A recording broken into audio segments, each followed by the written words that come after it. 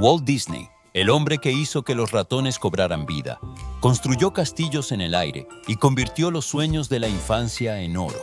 De un niño pobre en una familia numerosa al dueño del mayor estudio de animación de Hollywood, Disney construyó un imperio, parques temáticos, películas y una fortuna valorada en miles de millones. Llevó alegría a millones de niños con sus creaciones y, sin embargo, durante años, Walt no tuvo hijos, algo que le causaba un profundo dolor. Diane. Walt se casó con Lillian Bounds, la secretaria de su estudio. Dos dolorosos abortos espontáneos atormentaron a Walt y Lillian, haciendo que el nacimiento de su primera hija fuera poco menos que un milagro.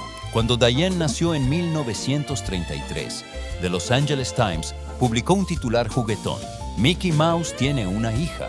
Walt estaba en las nubes, comprando ponis para la niña que aún no había respirado por primera vez. Diane Marie Disney creció en una casa donde los cuentos de hadas salían de los guiones y se derramaban sobre la mesa familiar. Pero Walt estaba decidido a que sus hijas no se convirtieran en propiedad pública.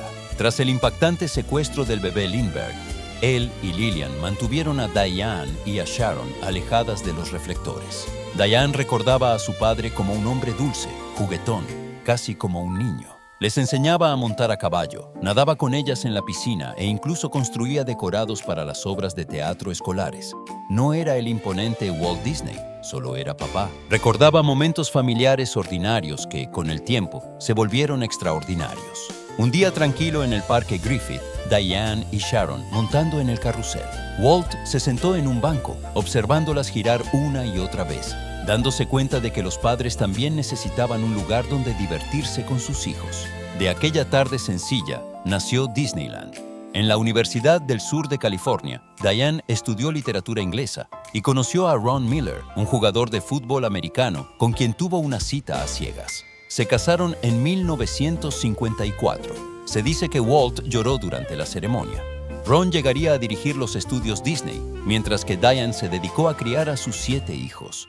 Construyeron una vida juntos en el Valle de Napa, fundando Silverado Vineyards y convirtiéndose en pilares de la caridad local, apoyando a trabajadores de los viñedos, clínicas de salud y un festival de música. Pero los últimos años de Diane estuvieron marcados por otra misión: proteger la verdadera historia de su padre.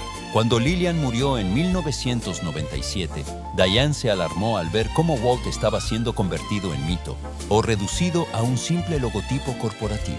Luchó apasionadamente por la construcción del Walt Disney Concert Hall en Los Ángeles, negándose a que los arquitectos comprometieran el diseño audaz y visionario de Frank Gehry. Diane fue pianista toda su vida, profundamente apasionada por la música clásica y una generosa mecenas de las artes. Ella y su esposo Ron, que pasaron casi 60 años juntos, adoraban la naturaleza. A Diane le encantaba esquiar en Colorado y nadar en el océano de Hawái. En San Francisco, cofundó junto a su hijo Walter el Walt Disney Family Museum. Este fue su último libro sobre su padre, decían, lleno de objetos reales, grabaciones de la propia voz de Walt y miradas íntimas que lo mostraban como un ser humano, no solo como una marca. Diane falleció en 2013, a los 79 años, tras una caída. Diane tuvo 7 hijos y 13 nietos, que continúan el legado Disney. Sin embargo, la mayoría de ellos eligen vivir con discreción, lejos de los reflectores que alguna vez siguieron su apellido. A diferencia de la fama que definió la vida de Walt, sus descendientes prefieren la privacidad y rara vez revelan detalles sobre su fortuna o sus vidas personales. Aún así, la riqueza que él construyó sigue moldeando su mundo. Sharon. Sharon May Disney llegó a la vida de Walt y Lillian en 1936, adoptada cuando era solo una bebé. Los Disney mantuvieron la adopción en privado durante años. Querían que Sharon sintiera que era suya en todos los sentidos, tanto como Diane. De niña, Sharon adoraba los caballos y tenía una debilidad por los animales callejeros. Walt solía sorprenderla con cachorros, gatitos, pequeños gestos de afecto de un padre que tenía dificultades para expresar grandes emociones. Al igual que su hermana Diane, Sharon creció protegida de los intensos reflectores de la fama. Una vez lo resumió en una frase simple, casi infantil: nunca nos criaron para pensar que mi padre era un gran hombre, solo era papá. Recordaba las alegrías sencillas, paseos por el parque que inspiraron el sueño de Disneyland. En esos momentos, Walt era simplemente su padre, no un titán de la imaginación. Ella y Diane estaban unidas por esa infancia suave y resguardada. En cartas privadas, Walt escribía a menudo sobre sus deseos de que Sharon encontrara su propia felicidad, más allá de las expectativas que conllevaba ser una Disney. En 1959, Sharon se casó con Robert Brown. Tuvieron una hija, Victoria, que según los informes también fue adoptada. Pero la tragedia llegó temprano. Robert murió de cáncer en 1967. Sharon quedó viuda siendo joven, y 2 años después perdió también a su padre. En 1970, Sharon se volvió a casar con William Lund, un promotor inmobiliario que había ayudado a buscar terrenos para los parques Disney. Ese mismo año dieron la bienvenida a sus gemelos, Brad y Michelle. Sin embargo, este matrimonio también terminó por resquebrajarse. A lo largo de todo ello, Sharon se mantuvo en gran medida fuera del ojo público. De adolescente tuvo algunos pequeños papeles alrededor de Disneyland, pero su papel más importante estaba tras las puertas cerradas. Fue propietaria y directora de Redlaw Enterprises, la empresa familiar privada que gestionaba los derechos sobre el nombre de Walt y otros activos. También formó parte del consejo de The Walt Disney Company.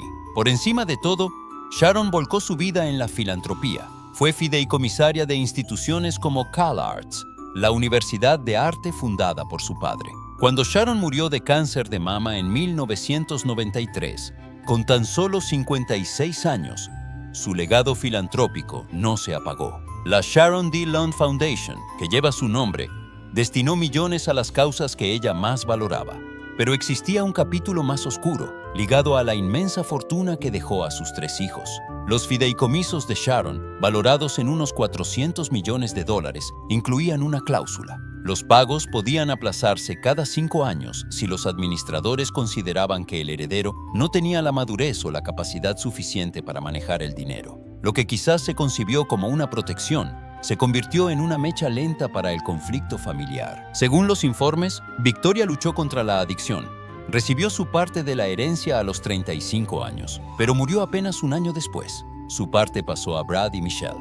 Michelle también enfrentó graves problemas de salud, incluido un aneurisma cerebral, pero finalmente recibió sus distribuciones a los 35 y 40 años. Brad fue diferente. Los administradores retuvieron sus pagos a los 35, 40 y nuevamente a los 45, alegando preocupaciones sobre sus capacidades cognitivas. Los diagnósticos fueron discutidos, pero la decisión, en la práctica, lo dejó sin acceso a casi $200 millones.